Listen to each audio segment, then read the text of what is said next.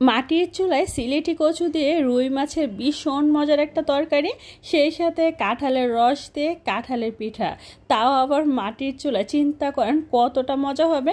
বাচ্চাদের এই ঢংঢাংগুলো দেখলে না সত্যি যে কেউ মায়ায় পড়ে যাবে।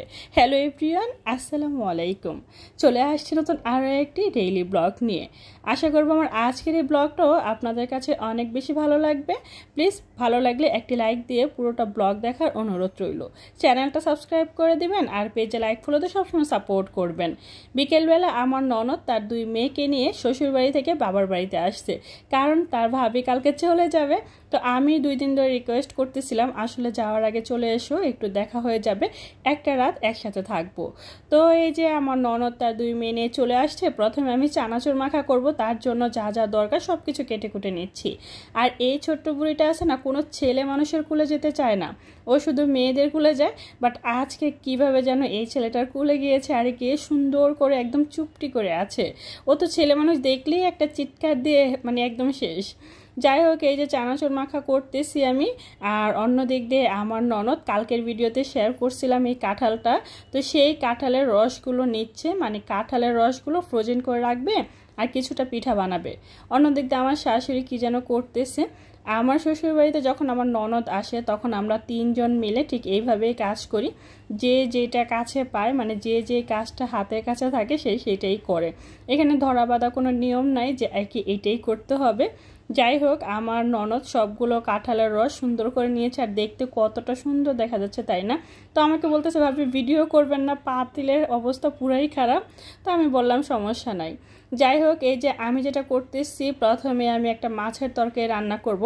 সিলেটি কচু দিয়ে একদম নদী যে তাজা রুই মাছগুলো আছে না, ওইগুলো রান্না করব। বিশ্বাস করেন এই তরকারিটা এতটাই মজা হয়েছিল, আমরা 2 ননদ ভাবি তো মানে ঝগড়া শুরু করে দিচ্ছি যে আমি সবগুলো খাবো বা আমি সবগুলো খাবো। আসলে এটা জাস্ট একটা মজা। যাই হোক, আমি এই তরকারিটা রান্না করতেছি। অন্যদিকে আমার শাশুড়ি মা সিলেটি কচুগুলো খুব ভালোভাবে ছিলে ধুয়ে সুন্দর করে দিয়ে দিচ্ছে। আর মাটির চুলা না এই রাতের বেলা রান্না করতে অনেক বেশি ভালো লাগে, আর দেখতেও অনেক বেশি সুন্দর লাগে তাই না। আর এই কচুর তরকারিগুলো আমি ফার্স্ট টাইম খাচ্ছি, আর আমি সত্যি জানতাম না যে এটা এত বেশি মজা লাগে। যাই হোক, সুন্দর করে কষিয়ে পরিমাণ মতো পানি দিয়ে দিচ্ছি। আর অন্যদিক দিয়ে আমার ননদ ওই যে কাঁঠালের যে পিঠাটা আছে সেটার প্রিপারেশন করে নিয়েছে খুব সুন্দর করে। তো আমি ভিডিও করতেছিলাম আর ওর মেয়ে খুব ডিস্টার্ব করতেছিল, তো সেটা নিয়ে একটু কথা হচ্ছিল। যাই হোক, খুব ভালোভাবে এইগুলার যে ব্যাটারটা সেটা তৈরি করে নিয়েছে।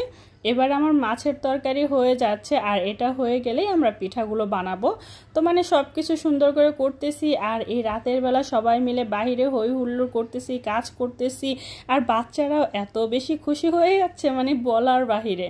তো যাই হোক, অনেক বেশি এনজয় করতেছিলাম। আর কালকে চলে যাব, আজকে রাতটা এত বেশি মজা করতেছি, সত্যি অনেক বেশি ভালো লাগতেছিল। তো এবার যেটা করব, একটা কড়াইয়ের মধ্যে তেল গরম করে এক এক করে ওই ব্যাটারগুলো একটু একটু করে দিয়ে দিচ্ছে।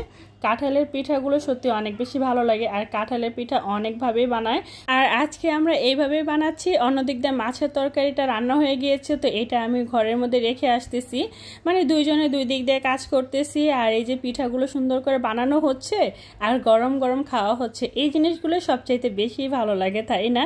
বাচ্চাদের কিছু ঢং ঢং দেখলে না যে কেউ তাদের মায়ায় পড়ে যায়। আসলে বাচ্চাদের এই ঢংগুলোর জন্যই মনে হয় ওদেরকে একটু বেশি ভালো লাগে। নানুর কোলে চুপটি করে বসে আছে, আর যখন আমি ক্যামেরা অন করছি এখন আমার কোলে চলে আসার জন্য মানে খুবই মানে কান্নাকাটি শুরু করছে। তো এই ছিল আমার আজকের ব্লগটা কেমন লাগছে অবশ্যই কমেন্ট করে জানাবেন। ঠিক আছে, ভালো লাগলে লাইক কমেন্ট শেয়ার করে দিবেন, চ্যানেলটা সাবস্ক্রাইব করে রাখবেন, আর পেজে লাইক ফলোতে সবসময় সাপোর্ট করবেন। আজকে এই পর্যন্তই, সবাই ভালো থাকবেন, সুস্থ থাকবেন, আর অবশ্যই আমাদের জন্য দোয়া করবেন। আল্লাহ হাফেজ।